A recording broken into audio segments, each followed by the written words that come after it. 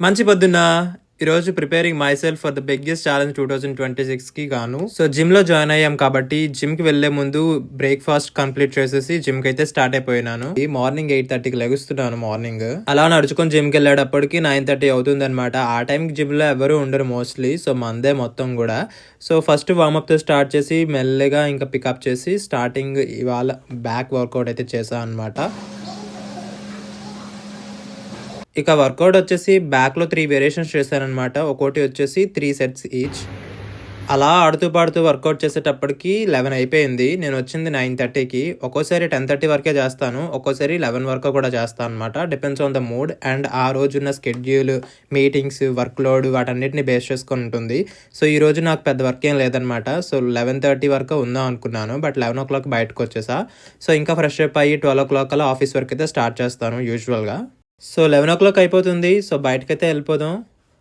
ఎళ్ళే ముందు ఒకసారి చెక్ చేద్దాం వెయిట్ ఎంతుందో. యూజువల్‌గా నేను 64, 65కి మధ్యలోనే ఉంటుంది. బట్ ఈరోజేంటో 66ని క్రాస్ చేశాము. నేనసలు వెయిట్ పెద్ద పట్టించుకోను.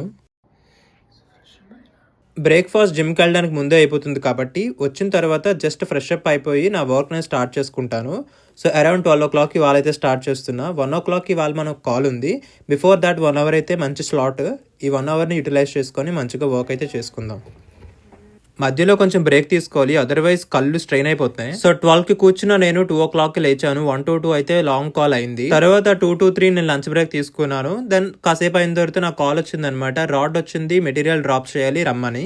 వర్క్ ఫ్రమ్ హోమ్‌లో ఇదే బిగ్గెస్ట్ అడ్వాంటేజ్. ఆఫీస్ వర్క్స్‌తో పాటు చాలా వర్క్స్ మనం చూసుకోవచ్చు. ఎస్పెషల్లీ హౌస్ కన్‌స్ట్రక్షన్ చేసేటప్పుడు మన అవసరం చాలా ఉంటుంది. ఇది రియల్లీ హెల్ప్‌ఫుల్ అనమాట.